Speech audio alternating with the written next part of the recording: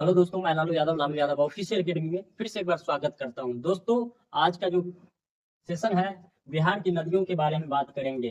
बिहार की जो भी नदियां हैं, सभी नदियों के बारे में बात करेंगे। कौन सी नदी कहाँ से बहती है और कहाँ आकर गंगा में मिलती है।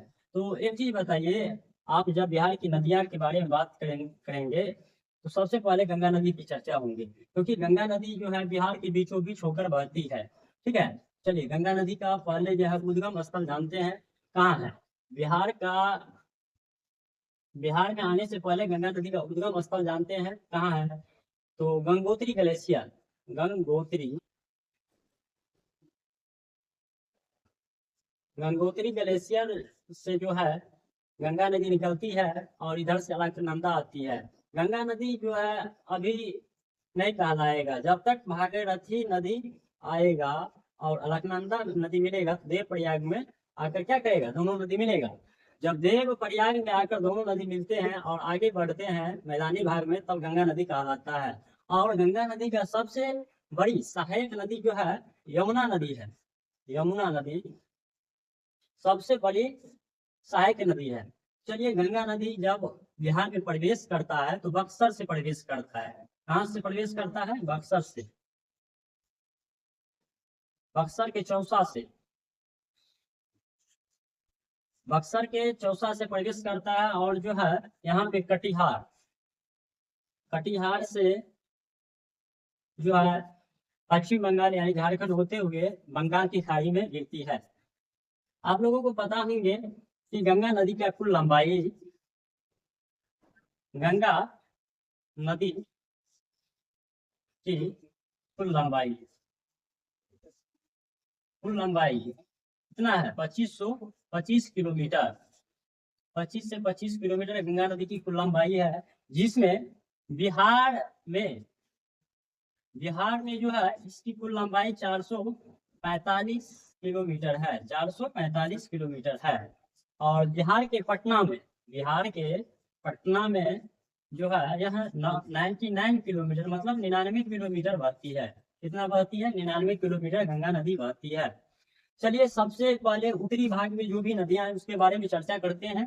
फिर जो है दक्षिण भाग से जो भी नदी गंगा नदी मिलते हैं उसके बारे में चर्चा करेंगे। तो चलिए, सबसे पहले यूपी और बिहार के साथ सीमा साझा करते हुए यहाँ पे गंगा नदी में आकर मिलता है घाघरा नदी। कौन सा नदी? घाघरा नदी।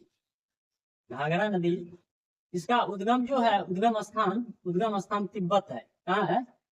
तिब्बत। मतलब चीन के तिब्बत से इसका उद्गम स्थान है। और यह जो है घाघरा नदी सीधे आकर गंगा में मिलती है। फिर जो है गंडक नदी। कौन सा नदी? गंडक नदी। इसका भी उद्गम स्थल नेपाल है। कहाँ है? नेपाल। नेपाल से निकलती है। और यह जो है गंडक नदी है। कौन सा नदी है? गंडक। गंडक नदी है। फिर बूढ़ी गंडक आती है। एक चीज बताइए, बूढ़ी गंडक का उद्गम स्थल कहाँ है? बूढ़ी गंडक सामेश्वर की श्रेणी से निकलता है। सामेश्वर की श्रेणी। सामेश्वर सामेश्वर की श्रेणी कहाँ से निकलती है? सामेश्वर की श्रेणी से निकलती है और गंगा नदी में आकर मिलती है बूढ़ी गंडक। इसके बाद जो है आप लोगों को पता होंगे बागमती नदी आती है और कमला नदी आती है। दोनों नदी जो है, कोसी नदी इधर से आती है। कोसी नदी यहाँ से आती है, गंगा नदी मिलती है। यह जो बागमती नदी है, बागमती नदी, और ये कमला नदी है, कमला नदी। दोनों नदी जो है पहले कोसी में आकर मिलती है। कोसी में आकर मिलती है। और जब कोसी में आकर मिलने पर फिर कोसी नदी डायरेक्ट आकर गंगा नदी में मिलती है। न कि बागमती और कमला नदी डायरेक्ट गंगा में आकर मिलती है। यह दोनों नदी जो है, बागमती और कमला नदी, दोनों नदी कोसी में आकर मिलती है। फिर कोसी नदी गंगा में आकर मिलती है। कोसी नदी जो है गंगा में कहाँ मिलती है? कुर्सेला के पास। कहाँ पे? कुर्सेला के पास। कुर्सेला कुर्सेला के पास जो है गंगा नदी में आकर मिलती है कोसी नदी। और सबसे लास्ट में इसका भी उद्गम स्थान पश्चिम बंगाल, कहाँ? पश्चिम बंगाल से होती है। पश्चिम बंगाल से महानंदा नदी को उद्गम होती है।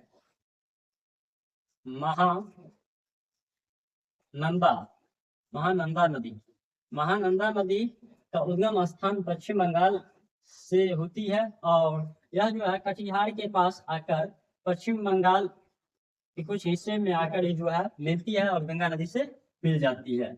ऊपर से आपको क्या नदी हो गया, मेन नदी के बारे में बात करते हैं। तो जो प्रमुख नदियां हैं उसके बारे में बात करते हैं। पहला घाघरा नदी आते हैं, फिर गंडक नदी आते हैं, फिर बूढ़ी गंडक, और इसके बाद बागमती, कमला दोनों जाकर कोसी नदी में मिलते हैं, फिर कोसी नदी गंगा नदी में मिलते हैं।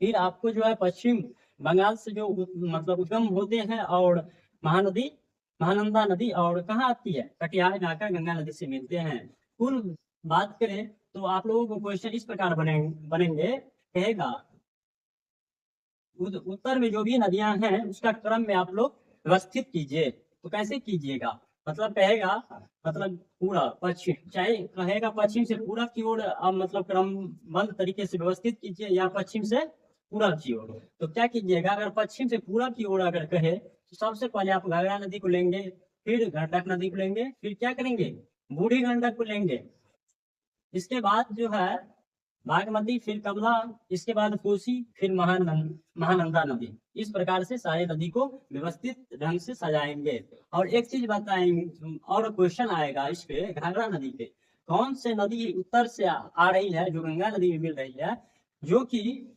यूपी और बिहार दोनों के साथ अपनी सीमा साझा करते हैं। कौन सा ऐसा नदी है ऊपर से जो यूपी और बिहार, मतलब यूपी और बिहार दोनों नदी से सीमा साझा करता है? तो घाघरा नदी। कौन सी नदी? घाघरा नदी। और नीचे से बात करें, मतलब ये तो उत्तर हो गया, और दक्षिण, दक्षिण से अगर बात हम करें तो कौन सी नदी? करमनासा नदी। करमनासा नदी जो है, करमनासा नदी, नीचे से करमनासा नदी यूपी और बिहार के बीच जो है बीच सीमा साझा करता है। फिर अमरकंटक से जो है सोन नदी निकलती है और सीधे गंगा में आकर मिलती है। यह सोन नदी, कौन सा नदी? सोन नदी।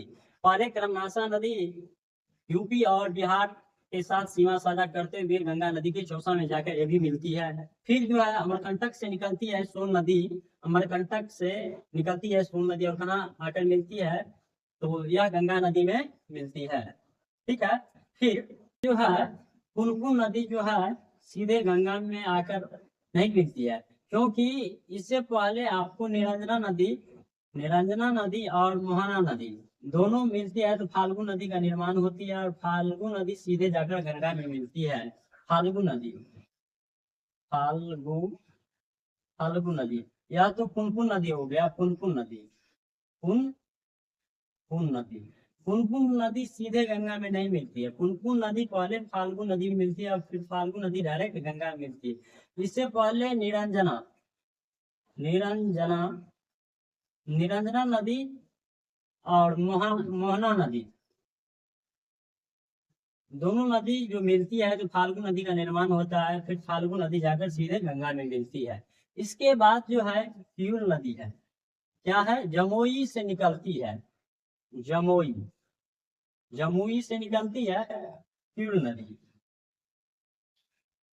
नदी। ठीक है। फिर एक लास्ट में अजय नदी है, जो कि ये भी मतलब लगभग कुर्सिला से आगे आकर मिलती है, अजय नदी।